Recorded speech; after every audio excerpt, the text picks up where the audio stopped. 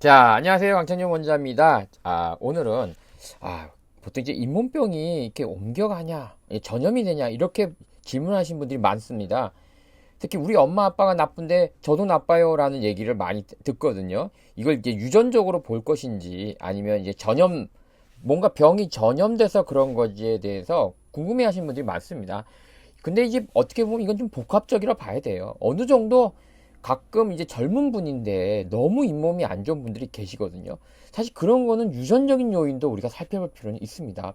왜냐하면 대부분의 젊은 사람들의 부모님들의 잇몸이 좋으신 건 아니잖아요. 만약에 전염이 중요한 요소라면 다 나빠야 되지만, 다 나빠야 되겠죠, 심하게. 그렇죠? 그렇진 않잖아요. 근데 젊은 나이엔 사실 조금 덜 닦고 치과를 덜 가더라도 정말 치아를 뽑을 정도 심한 잇몸병은 없습니다. 근데 그러한 잇몸병이 있다는 얘기는 어느 정도 부모님의 유전이 있다는 거죠. 그 외에 유전적 요인이 아니라면 또 무엇이냐면 우리가 어느 정도 잇몸병이라는 게 전염되는 것이 아닌가. 즉 부부와 부부 사이, 그러니까 결혼한 배우자와 또 엄마로부터 아이에게 또 아빠로부터 아이에게 전염될 수도 있다라는 거죠. 그래서 어느 논문을 살펴보니까 배우자끼리는 한 36%, 또 부모님으로부터 자식으로 전염될 확률은 32%로 보고 있습니다. 근데 무엇이 전염된다는 거죠? 바로 그 치주균.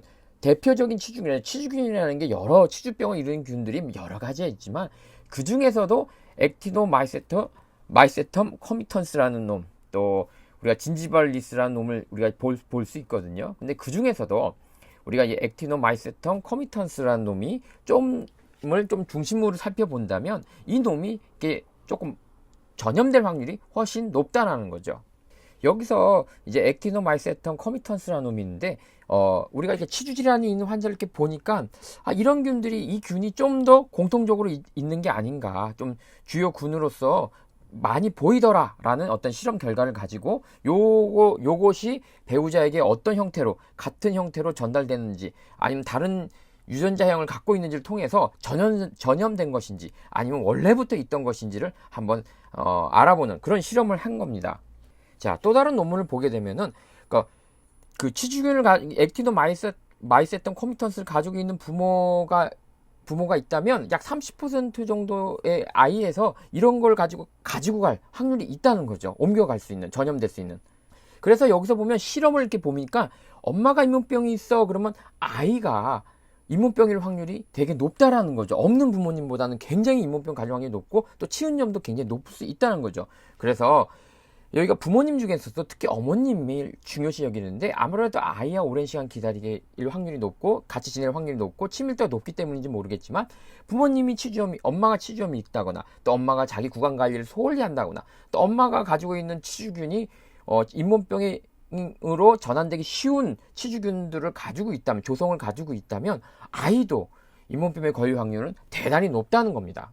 그래서 물론 엄마가 가벼운 잇몸병이 있다고 해서 어린이가 뭐 심한 잇몸병에 걸리지는 없지만 내가 부모인데 나는 조금 우리 어머님도 조금 잇몸이 안 좋고 나도 잇몸이 조금 안 좋은 것 같아 라고, 또 나도 잇몸이 조금 심한 것 같아 라고 한다면 어린이도 잇몸병에 걸릴 확률은 대단히 높다는 거죠.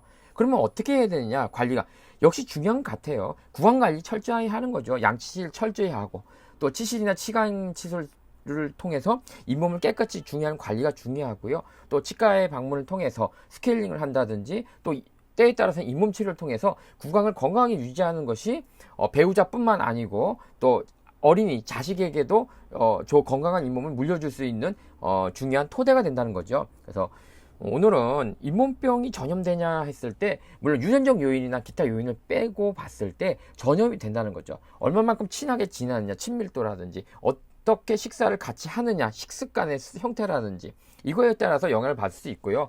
그리고 그 중에서도 또 어린이만 놓고 본다면 엄마의 역할이 참 중요하다는 거죠. 엄마의 잇몸 관리가 중요하고 엄마가 얼만큼 잇몸에 관심을 갖느냐에 따라서 아이의 잇몸 앞으로 미래 이 아이가 잇몸 치주 질환에 이완될 확률을 결정할 수도 있다는 겁니다. 그래서 또 요즘 또 뭐냐면 이런 그 치주 환자의 경우는 배우자하고의 그 유전자, 그 치주 질환이 가지고 유전자 동일성이 20에서 30%까지도 된다 그래서 만약에 내가 지금 잇몸병이 심해요 하고 치과를 왔는데 여성분이 잇몸병이 심합니다. 그러면 남성분도 그 자기 부군인 저기 배우자인 남편도 잇몸 질환에 심한 잇몸 질환에 걸릴 확률도 있다라는 거죠. 그래서 어떻게 보면 부부가 같이 치과에 방문해서 잇몸 검사를 한번 받는 것도 중요하다라는 게 오늘의 결론입니다. 그래서 오늘은 좀 전염에 대해서 얘기했거든요. 그래서 유전적인 뭐 기타 소인을 뺀다면 충분히 전염될 수 있고, 그렇기 때문에 우리가 배우자가 됐든